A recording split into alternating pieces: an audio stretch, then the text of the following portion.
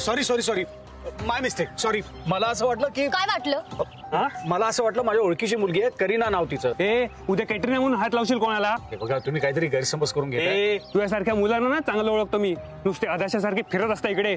अति करताय तुम्ही ओळखत नाही मला कोण आहे. अति तू करतोय, समजलं ना? तुला ओळखून घ्यायची मला गरज पण वाटत नाहीये. हे बघा, तुम्ही दोघं समजता ना, तसं काही नाहीये. मला वाटलं माझ्या ओळखीची मुलगी. मग मला हात लावायच्या आधी मला आवाज तरी द्यायचास ना. हो, मला मान्य आहे, मी आवाज द्यायला पाहिजे होता.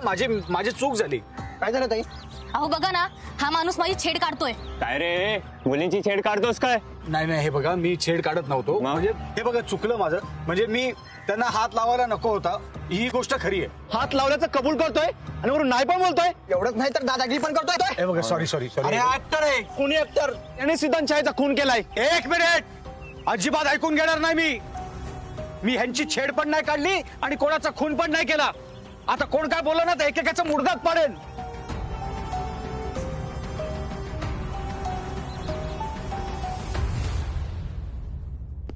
अरे तुम्ही कुणाला भेटायचं?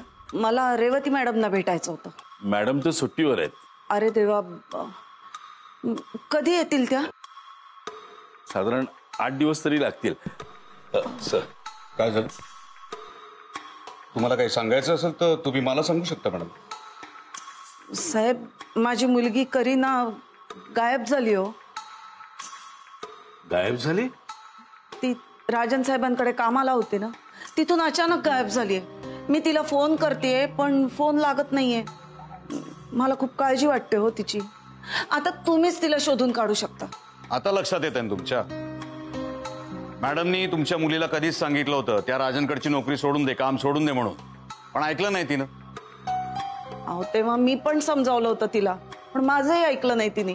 आम्ही पोलीस काही उगीच काही सांगत नाही. आम्हाला अंदाज असतो पुढे काय घडेल याचा, म्हणून आम्ही तुम्हाला कल्पना देत असतो. लोक काही घडल्याशिवाय ऐकतच नाहीत, नाही का?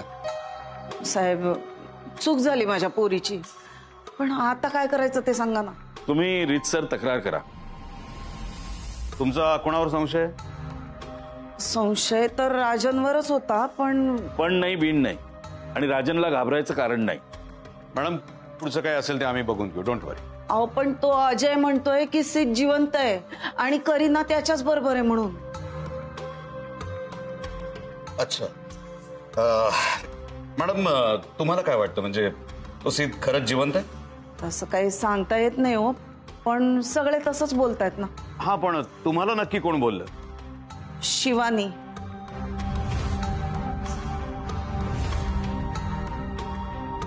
शिवानी? आता ही कुठून आली मध्येच? तिला फोन आला होता ना अजयचा, त्यांनीच सांगितलं तिला हे सगळं, आणि शिवानीने मला सांगितलं. बरं, मग आता तक्रार कोणाविरुद्ध करायची? राजन आणि अजय, मला दोघांवरही संशय आहे. त्याआधी तुम्ही राजनकडे जाऊन चौकशी केलीय का? हो, मी त्याच्या घरी जाऊन आले ना. मग काय म्हणाल ते? ते घरी नव्हते, पण ते बाहेर गेले तसं त्यांच्या बायकोनी सांगितलं. कुठे गेलाय, कधी येणार आहे, काहीच कळलं नाही हो. साहेब, मला आता माझ्या पोरीची काळजी वाटते हो. मला फक्त माझी पोरगी परत हवी. येस मॅम, डोंट वरी. तुम्ही निवांत घरी जा. आम्ही राजन पर्वतेकडे चौकशी करतो आणि त्या अजयकडेही बघतो. पुढे काय घडतंय ते आम्ही तुम्हाला सांगतो. तुम्ही या. एवढे बघताय ना, मॅडम सुट्टीवर काय गेल्या, बऱ्याच गोष्टी घडू लागल्यात. म्हणजे बघा की, आधी तो सिद्धांत छाया जिवंत झाला, मग ती करीना गायब झाली, मग तो सिद्धांत आणि करीना एकत्र आहे म्हणून राजन पर्वते गायब झाला. एकावर एक गोष्टी घडतात. माझं तर कॉन्फिडन्स वाढत चाललाय. म्हणजे काहीतरी असल्याशिवाय हे घडणार नाही. मला खात्री, आता मॅडम येण्या अगोदर ही केस मी सॉल्व्ह करणार. डिपार्टमेंटला दाखवून देणार आहे मी केस कशी सॉल्व्ह करतात ते. चला कामाला लागूया. सगळ्यात आधी तुम्ही एक काम करा, त्या अजयवर लक्ष ठेवा. Okay okay.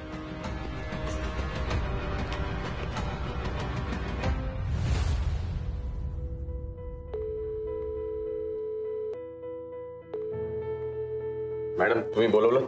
साहेब कुठे? आधीच सांगितलं ना मॅडम, मला माहित नाही. खोटं बोलतोयस तू. बस काय मॅडम, तुमच्याशी आपण खोटं बोलणार का? साहेबांसाठी तू काही करू शकतोस.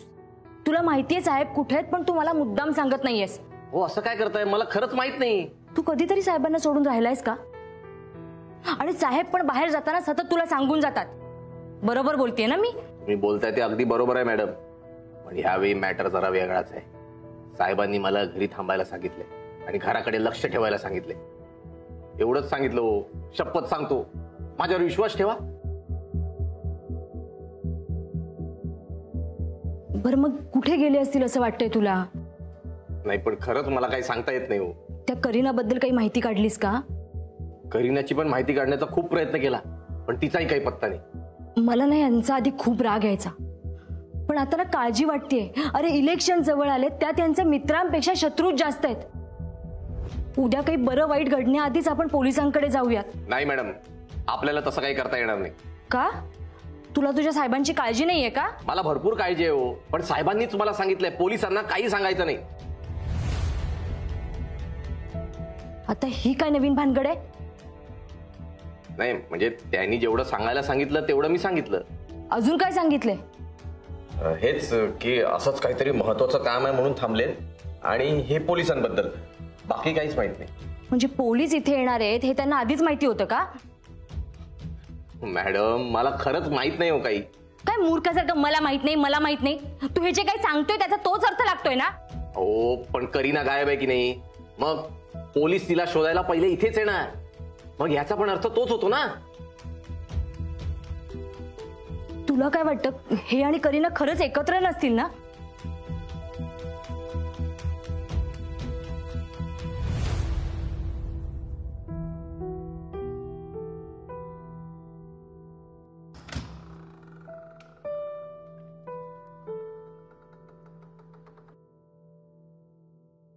वहिनी, तुमच्यासाठी चहा घेऊन आलोय. कशाला काळजी करता एवढी भाऊजी? आणि माझ्यासाठी चहा करून आणायचा त्रास कशाला घेतलात? वहिनी, मला माहिती होतं तुम्ही नक्की धनराज भाऊंची काळजी करत बसलेला असणार, म्हणून मुद्दाम चहा घेऊन आलोय. प्या प्या, चहा प्या, थंड होऊन जाईल. तुम्ही उगीच काळजी करता धनराज भाऊंची. अहो पण त्यांचा पत्ता नाही म्हटल्यावर काळजी वाटणारच ना. गायब व्हायची त्यांची पहिलीच वेळ आहे का मला सांगा?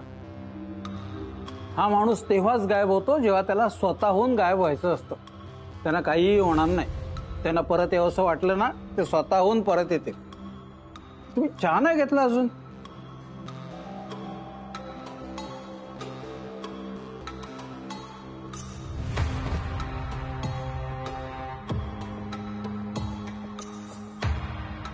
हा हार कसा पडला? नक्की वाऱ्याने पडला असणार.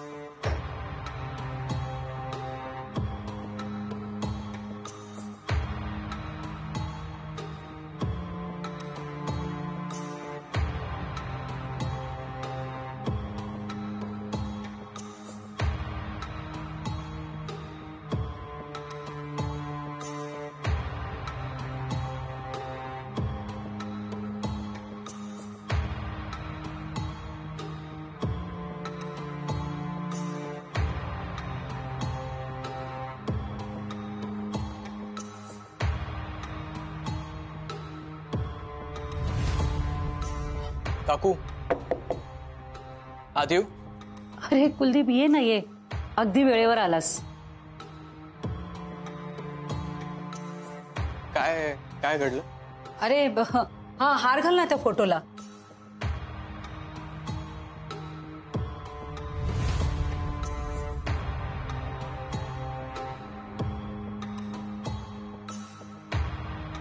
काय झालं रे? हाराकडे असा काय बघतोस कधी न पाहिल्यासारखा? हार काय नवीन घेतलाय का? नाही, जुनाच हार आहे तो. वारा आलेला नसताना खाली पडला. नाही म्हणजे मगाशी मला वाटलं की वाऱ्यामुळे पडला असेल, पण आता तसं वाटत नाहीये. कुलदीप, अरे तू बघत काय बसलास? हार घालून घे ना.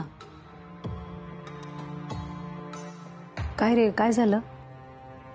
काकू, हे जे काय घडलंय त्याला वारा म्हणावं की योगायोग?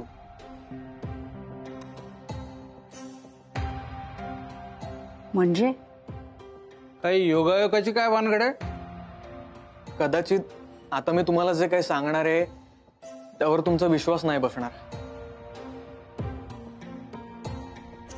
पण आपला सी जिवंत आहे.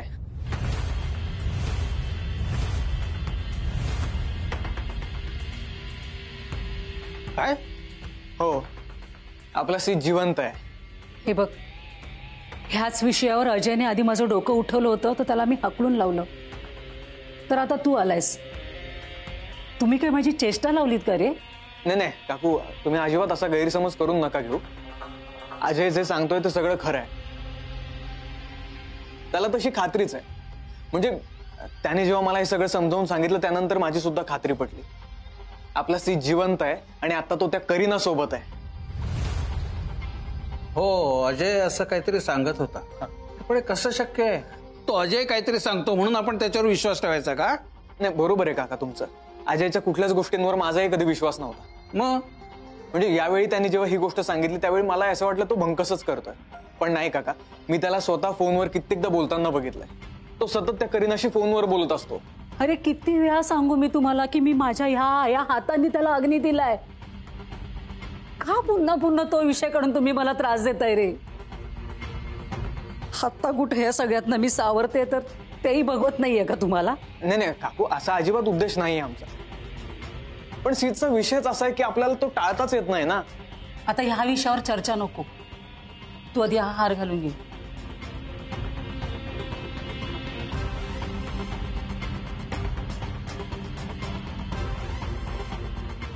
काय झालं? तू हार का घालत नाहीयेस? सॉरी. जोपर्यंत सी जिवंत आहे की नाही याची खातरजमा होत नाही तोपर्यंत हा हार मी ह्या फोटोला नाही घालणार.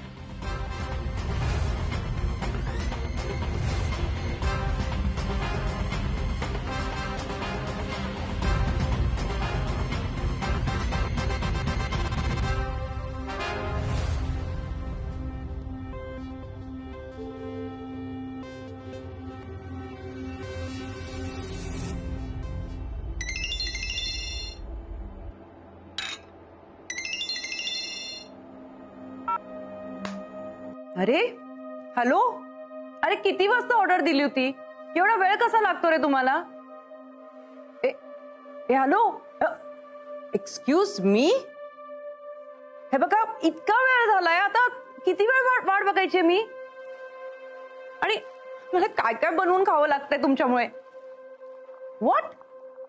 You listen, you know what? हाँ, बाहर में जाए तुम्हारा ऑर्डर और बाहर में जाओ तुम. पाओ. अरे मैंने बोला था ना, नहीं चाहिए, कैंसिल कर दो ऑर्डर.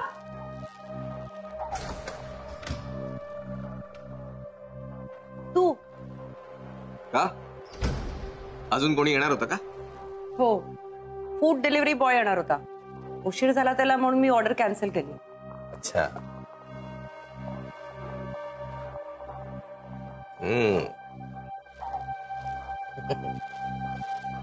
म्हणून तुम्ही स्वतःच बनवलं का? तुला कसं कळलं? बनवलेलं कळतंय ते. हसायला काय झालं तुला? एवढं पण काय वाईट बनलेलं नाही ते.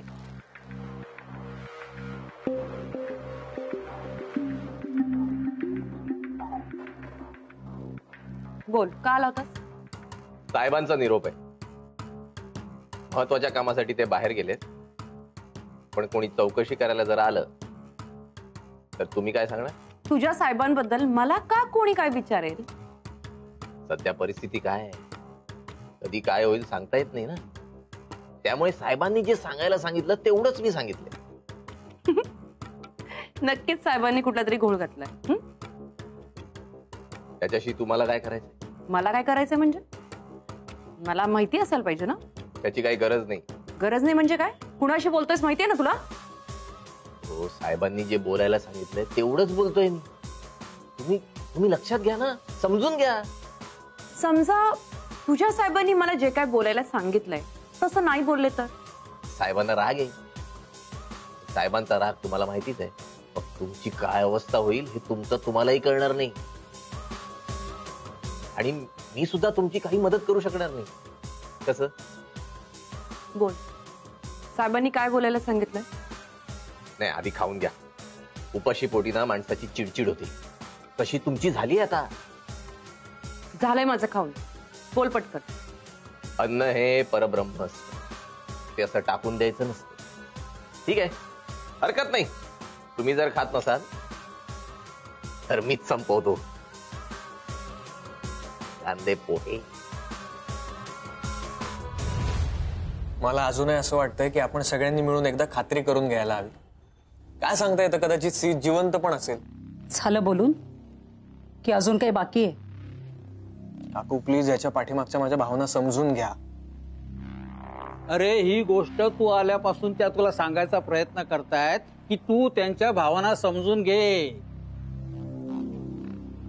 झालेल्या प्रसंगातून आता त्या स्वतःला कुठे सावरतायत, तर तुम्ही हा नवीन खेळ सुरू केलात. मग तुम्हाला काय वाटतं काका, मी काय खोटं बोलतोय? अरे इथे माझ्या वाटण्या न वाटण्याचा काय प्रश्न आहे? जी गोष्ट मला ज्या वेळेला पटते त्यावेळेला त्या गोष्टीवर मी विश्वास ठेवतो. इथे प्रश्न माझा नाही, इथे प्रश्न वहिनींचा आहे. सीत त्यांचा मुलगा आहे, त्यामुळे त्यांना काय वाटतंय ते जास्त महत्वाचं आहे.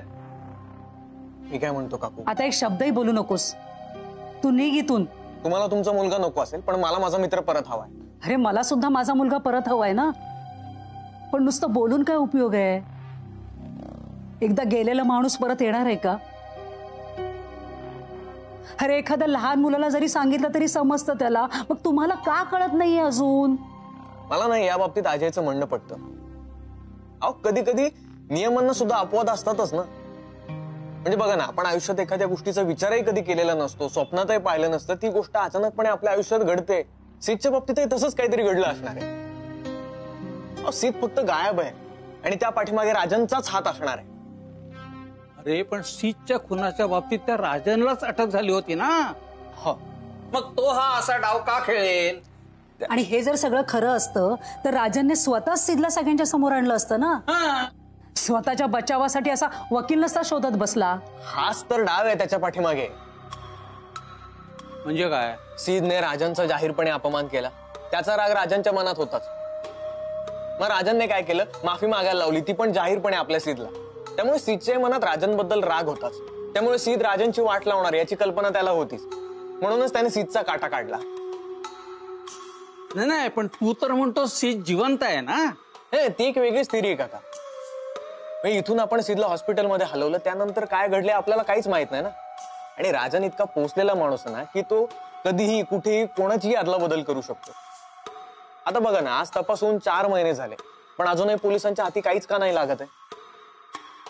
हे बघ, जो काही तपास करायचा आहे ना तो रेवती मॅडम त्यांच्या पद्धतीने करतायत. अहो रेवती मॅडम कशावरून राजनला सामील नसतील? बघा ना, म्हणजे त्यांनी राजनला अटक केली आणि तिकडे त्यांच्या नवऱ्यानं राजनला सोडवलं. आता म्हणजे हे मी एकटा नाही म्हणत आहे, सगळे लोकच म्हणतात तसं. आता यावर तुमचं काय म्हणणं आहे? अहो प्लीज, खरंच आपला सीट जिवंत असू शकतो. पण मला अजूनही कळत नाही, त्या राजनचा जर सीदवर राग होता तर तो राजन अजूनही त्याला जिवंत का ठेवेल? मी काय म्हणतोय तुला कळतंय ना? मला कळतंय, पण तुमच्या लक्षात येत नाही मला नेमकं काय म्हणायचंय. अहो राजनची ही तशी पद्धतच आहे बदला घेण्याची. त्याला अजून कोणी ओळखलंच नाहीये, फक्त ती संजना सोडून.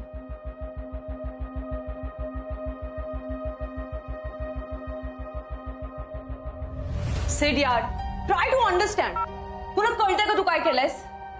तू त्या राजन पर्वतेबरोबर पंगा घेतलायस. अरे तो किती मोठा माणूस आहे का तुला माहित नाही का? तो कोणी असू दे, आय डोंट केअर. तू फक्त त्यांची माफी माग, बाकी सगळं मी मॅनेज करते. हा, आय एम सॉरी संजना, पण ते जमणार नाही. सीधी यार, ह्या गोष्टीला तू जितका जास्त वेळ लावशील तितका प्रॉब्लेम वाढत जाणार आहे. मला कळत कसं नाही, आता मला फक्त माझी आई दिसतीये, तिला बरं नाही आणि मला तिची काळजी आहे. अरे बाबा, आता आम्हाला तुझी काळजी वाटायला लागलीये. आता तुझ्या आईला सोड आणि स्वतःची काळजी कर. राजन खूप डेंजर माणूस आहे रे, आणि जर त्यांनी मनात आणला ना तर तो तुझ्या बाबतीत काहीही करू शकतो. काय करणार आहे तो? फार तर फार मला मारून टाकेल ना. त्याला जाऊन तू सांग, मी त्याला अजिबात घाबरत नाही. ते तू तू त्याला अजूनही ओळखत नाहीयेस. मी त्याच्याबद्दल खूप काही ऐकून आहे. त्याच्या काही अशा शिक्षा आहेत की त्याच्यापेक्षा मेलेलं परवडेल असं बोलण्याची वेळ येते. याआधी एका माणसाने त्याच्यावर गद्दारी केली होती. एवढंच नव्हे तर त्यांनी जाहीरपणे त्यांचा अपमान केला होता. राजांनी त्या माणसाला उचलून बेदम मारलाय. एवढा मारलाय की त्याचा चेहरा कुणालाच ओळखू येणार नाहीये. एवढंच नाही तर त्याला तर एका मंदिराच्या बाहेर भीक मागायला बसवलंय. जगासाठी आणि त्यांच्या घरच्यांसाठी जरी तो मेलेला असला तरी तो आजही जिवंत आहे. राजांनी त्याच्यावर अशी वेळ आणली आहे की तो त्याच्या मनासारखं जगूही शकत नाहीये आणि स्वतःबद्दल कुणाला सांगूही शकत नाहीये. जर त्याने सांगितलंच तर त्याच्या बायका मुलांसहित अख्ख्या खानदानला संपवण्याची धमकी त्या राजांनी दिली आहे. बघितलंस यार, मला वाटलं नव्हतं हा एवढा डेंजर माणूस आहे. हे तुझ्या लक्षात आलंय पण या सीटच्या काही लक्षात येत नाहीये. ए यार सिद्ध भाई, गुपचूप माफी माग आणि सूट ना यातनं. मी एकदा सांगितलं ना, मी माफी मागणार नाही. तू हे असं करून काय करतोयस हे तुझ्या लक्षात येतंय का? तू जिवंत असूनही जगासाठी मेलायस अशी वेळ तुला तुझ्यावरती आणायची आहे का? संजना सांगत होती की रागाच्या भरात राजाने त्या माणसाला गायब केलं. लोकांसाठी अजूनही तो माणूस मेलेलाच आहे. पोलिसांमध्ये पण आकस्मिक मृत्यू अशी नोंद करून फाईल बंद करण्यात आली. आपण तो माणूस अजूनही जिवंत आहे. भिका मागतो दारोदार तो. बापरे, हे सगळं भयानक आहे. म्हणजे हा राजन सुखाने जगूही देत नाही, मरूही देत नाही.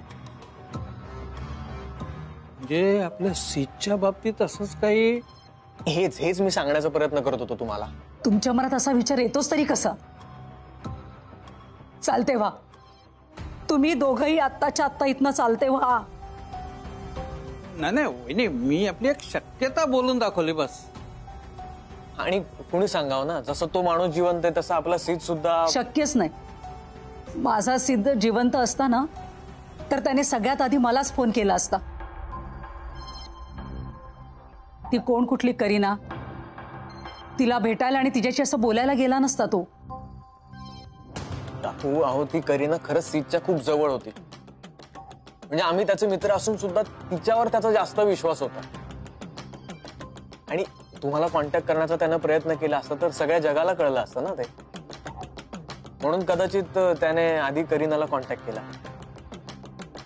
मला एक गोष्ट अजूनही कळत नाहीये, शीतला जर हे सगळं लपवायचंय तर ती करीना अजयला का फोन करतेय आणि शीत जिवंत असल्याचं त्याला का सांगतेय? म्हणजे ती करीना अजयला सांगणार, अजय तुला सांगणार आणि मग तू येऊन आम्हाला सांगणार. स्वतःच्या आईला फोन न करता त्या करीनाला जवळ करून शीत काय साध्य करतोय? काय झालं, बोल ना. आता का बोलती बंद झाली? नाही, ऍक्च्युली हा एकच प्रश्न असा आहे की ज्याचं उत्तर माझ्याकडे नाही. आपण याचा अर्थ असा नाही की आतापर्यंत मी जे काही सांगत होतो ते सगळं खोटं आहे. खरंच करीना ही सीटच्या जवळचीच होती. कदाचित शिवानीपेक्षा जास्त जवळची असावी. म्हणजे शिवानीनंच एकदा मला त्यांच्याबद्दल सांगितलं होतं. आता तिने काय सांगितलं? हेच की तिने सिद्ध आणि करीना यांना एकदा ऑकवर्ड पोझिशन मध्ये पाहिलं होतं. बस,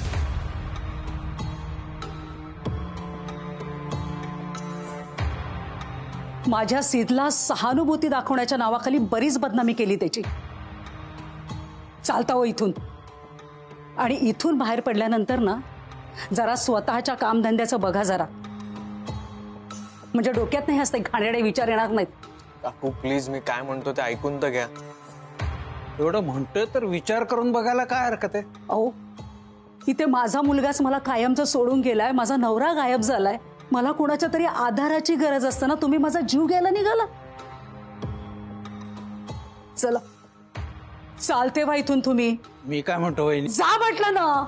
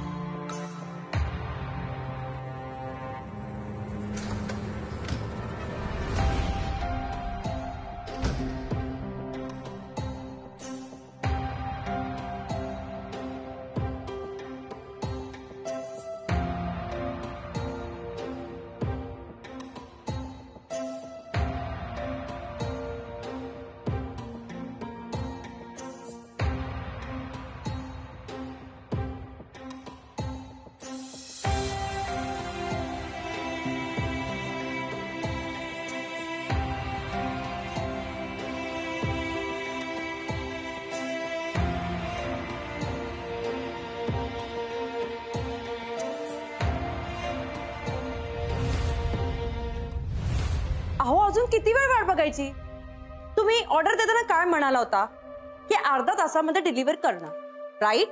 मग अजूनही आलेलं नाहीये, किती वेळ थांबायचंय? काय पोचत असेल? ओके, आला बहुतेक, पोचला. Thank you, bye.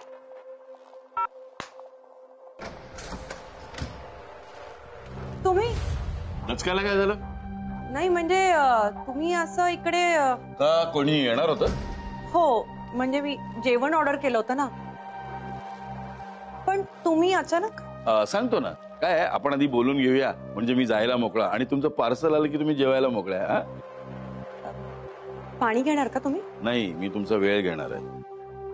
बर, बोला. राजन पर्वतेंचा फोन लागत नाही, त्यांच्याबद्दल काही माहिती तुम्हाला? त्यांच्याबद्दल मला का माहिती असेल? तुम्ही त्यांच्या घरी जाऊन का नाही विचारत? ते तुम्हाला सांगतील. हा बरोबर, पण माझ्या इतक्या वर्षाच्या सर्व्हिसचा एक्सपिरियन्स काय सांगतो माहितीये, आम्ही जेव्हा एखाद्या दारुड्याला पकडायला जातो ना, तर पहिला अड्ड्यावर जातो, तिथे नाही सापडला की मग घरी जातो. हे तुम्ही जे काय बोलताय हे मला ऍक्च्युली अजिबात कळत नाही असं नाही. हा, तुमच्या दोघांची मैत्री जगजाहीर आहे. मैत्री आहे, पण त्यांच्याबद्दल मला सगळंच माहिती असायला पाहिजे असं तर नाही ना.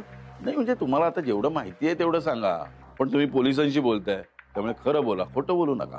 आमची शेवटची भेट झाली तेव्हा आम्ही गोव्यात होतो.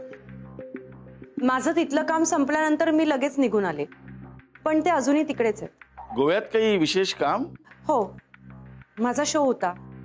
शो संपला आणि मी लगेच निघून आले. गोव्यात कुठे? पणजीला. पणजीमध्येच आमची गाठभेट झाली, पण ते कुठे राहतात हे सांगितलं नाही त्यांनी. अरे, हे तर मी तुम्हाला विचारलं नव्हतं. नाही, पण तुम्ही मला विचारणार याची खात्री होती मला, म्हणून सांगून टाकलं. अगदी सराईतपणे उत्तर देताय तुम्ही. हा, मी यावर विश्वास ठेवायचा ना? आता ती तुमची मर्जी. तुम्हाला जर ठेवायचं असेल तर ठीक आहे, नाहीतर मी काय करू शकणार.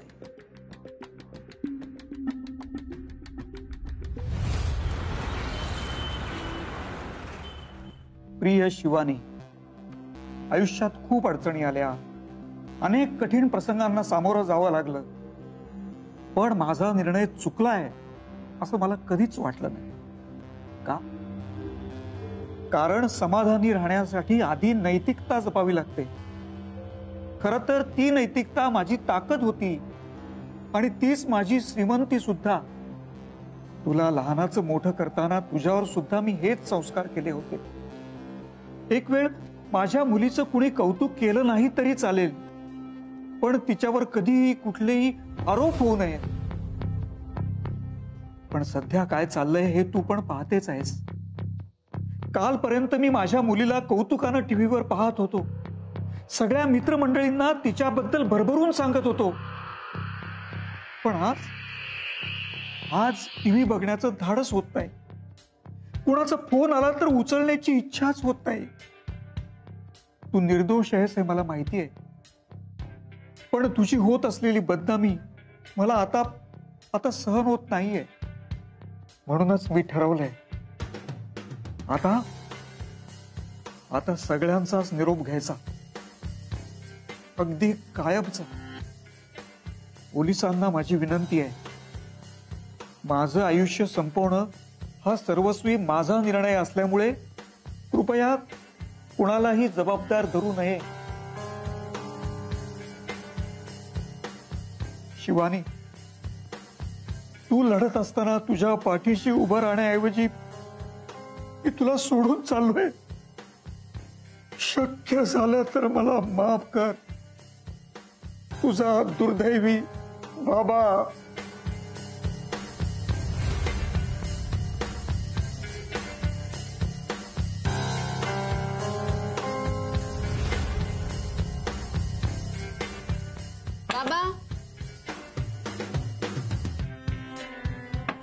बाबा,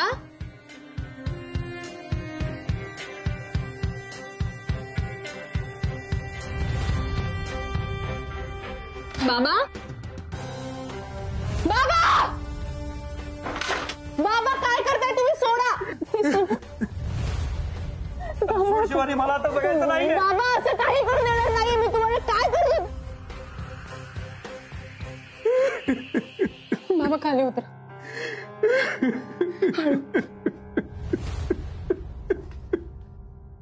बाबा बाबा एकदा पण माझा विचार नाही आला. तुझी होणारी बदनामी मला पावत नाही ग. बाबा पण मी निर्दोष आहे तर मला माहिती आहे ना. मग कशाला जगाची काळजी करताय, कसा त्यांचा विचार करताय. बाबा मला तुम्ही हवे आहात.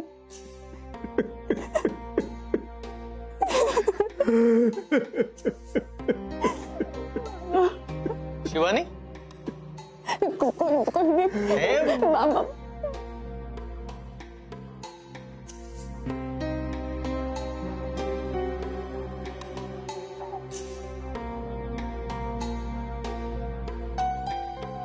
हे काय आहे काका? कसलं गिल्ट आहे आणि कसली बदनामी? अहो अहो सीत जिवंत आहे. सीत जिवंत आहे. तो सीत करीना सोबत आहे आणि ती करीना अजयच्या कॉन्टॅक्ट मध्ये आहे. आज जरी तो जगासमोर आला नसेल तरी तो लवकरच जगासमोर येणार आहे. आणि दुसरं तिसरं कोणी नाही, आपला अजयच त्याला जगासमोर आणणार आहे.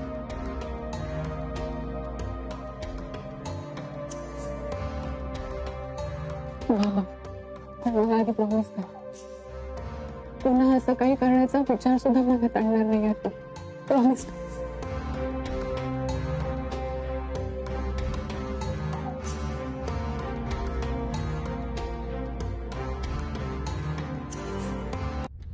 करीना काय चाललंय तुझं?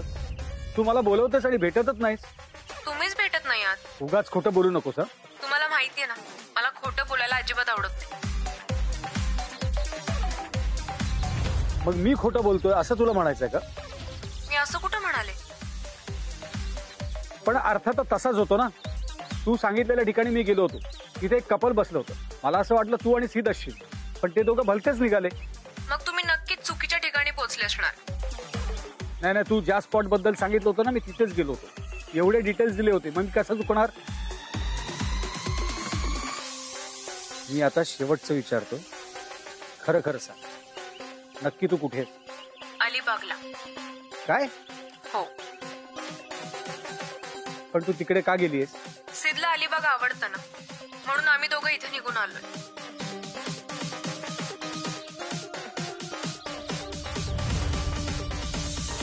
तू आता सिद्धला फोन दे, मला त्याच्याशी बोलायचं. सॉरी, त्याला आता कोणाशीच बोलायचं नाही. का नाही बोलणार? पण मला काहीच प्रॉब्लेम नाहीये, पण आता त्यालाच कोणाशी बोलायचं नाही. तुम्हाला जे काही बोलायचं असेल ते माझ्याशी बोलू शकता, किंवा आपण प्रत्यक्षात भेटल्यावर बोलू. निर्णय तुम्हाला घ्यायचा आहे. ठीक आहे, मी येतो भेटायला अलिबागला. अलिबागला कुठे आहेत ते सांग. तुम्ही अलिबागला आल्यावर फोन करा, मग बोलू आपण. ठीक आहे, चल येतो मी तिकडे.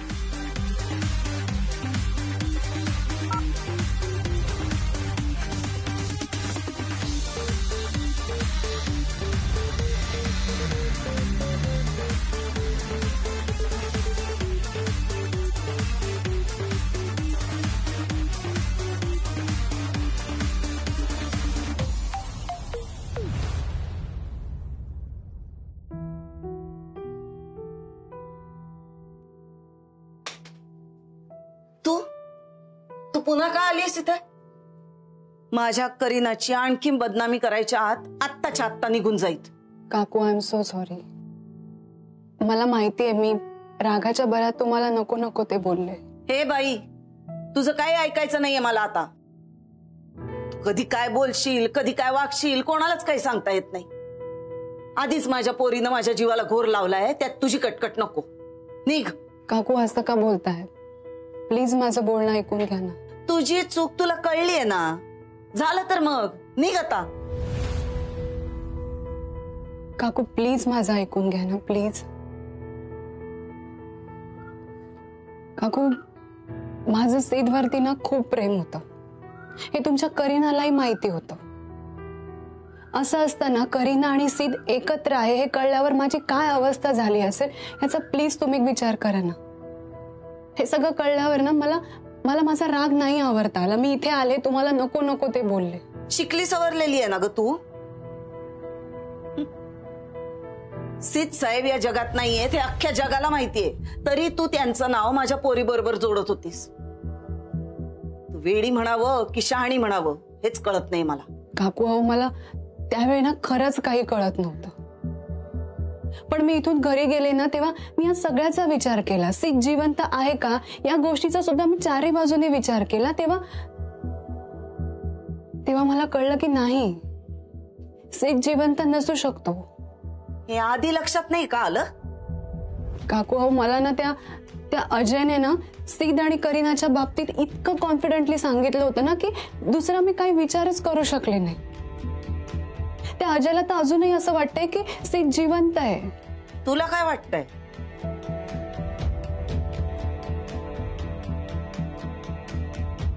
मी त्याला प्रत्यक्षात जोवर बघत नाही तोवर मी नाही काही बोलू शकत. आणि काकू, एकदा का करीना सापडली ना की सिद्धच्या बाबतीतल्या सगळ्या प्रश्नांची उत्तर आपल्याला कळतील. मला तुमचं ते बाकी काही कळत नाही. मला माझी पोरगी परत यायला हवी आहे, बस. मला तिचीच काळजी आहे फक्त. काकू, तुम्ही पोलीस कंप्लेंट का करत नाही? गेले होते मी, पण त्यांनी फार काही लक्ष दिलं नाही. तुम्ही जा, आम्ही बघतो असं म्हणाले. नाहीतर या पोलिसांनीच माझ्या पोरीच्या आयुष्याची वाट लावली. म्हणजे सिद्ध साहेबांचं हे असं अचानक झालं आणि करीना माझ्याकडे परत येणार होती, पण रेवती मॅडमनी तिला संजनाकडे कामाला पाठवली. त्यांना काहीतरी माहिती काढायची होती. त्याच्यानंतर ती राजन साहेबांकडे कामाला गेली. हो काकू, मी पण करीनाला ना राजन पर्वतेच्या घरी काम करताना पाहिलं होतं. मला पण तिला तिथे बघून आश्चर्य वाटलं होतं. सांगितलं ना मी, या सगळ्याला त्या रेवती मॅडम कारण आहेत. या आधी माझी पोरगी माझ्या शब्दाबाहेर नव्हती कधी. कोणाशी बोलताना मान वर करून बोलायची नाही, पण त्या राजनकडे गेली आणि बदललीच ती. मी आता मोठी झाली आहे, माझे निर्णय मी घेऊ शकते अशी भाषा करायला लागली ती. मला तर ना वेगळाच संशय येतोय. कदाचित तुझा विश्वास बसणार नाही ती, पण बोला ना काकू. मला वाटतंय कोणीतरी काळी जादू केली आहे तिच्या. करीना त्या राजन पर्वतेंच्या घरी काहीतरी पूजा आहे म्हणत होती. त्या पूजेचं निमित्त करून तिच्यावर कोणतरी काहीतरी केलंय बघ. काकू, नाही, असं काही नसतं. मग माझी पोरगी अशी अचानक कशी बिघडली सांग ना. मला तर वाटतं कोणीतरी नक्की वशीकरण केलंय तिच्यावर. काकू, जाऊ दे ना, आपण आता या विषयावर नको बोलायला. एकदा का करीना सापडली ना की आपल्याला आपल्या सगळ्या प्रश्नांची उत्तरं मिळतील ना. आता आपण ना करीना कशी सापडेल याचा विचार करूया.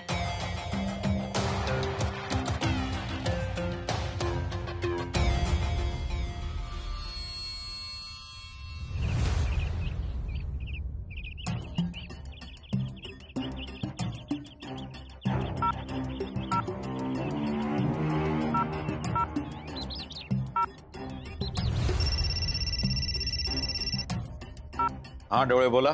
मला अजय बद्दल काहीतरी सांगायचंय तुम्हाला. काय विशेष? त्याचं वागणं मला जरा संशयास्पद वाटतंय. म्हणजे नक्की काय?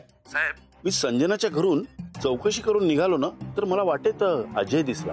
आधी मी दुर्लक्ष केलं, पण नंतर माझ्या लक्षात आलं की काहीतरी विचित्र मुवमेंट करतोय. म्हणून मी त्याचा पाठलाग केला. पाठलाग केल्यावर लक्षात आलं साहेब की तो जोडप्यांमध्ये कोणाला तरी शोधतोय. आणखीन पुढे पाठलाग केला तर तो तरुण मुलींच्या मागे मागे आहे. का माहित नाही, पण साहेब त्याचं वागणं मला विक्षिप्त वाटतंय. बर, मला सांगा आता तुम्ही कुठे आहात? मी आता त्याच्या मागावर आहे. मी त्याचा पाठलाग करतोय. तुम्ही म्हणत असाल तर मी आता सुचलतो, कारण तोच आपल्याला खरं काय ते सांगू शकतो. नाही नाही नाही, काही करू नका. कोणतीही काही करू नका. हे बघा, मला फक्त आता अपडेट द्या. तो काय करतोय, कुठे जातोय त्याच्यावर नजर ठेवा. ओके? येस साहेब.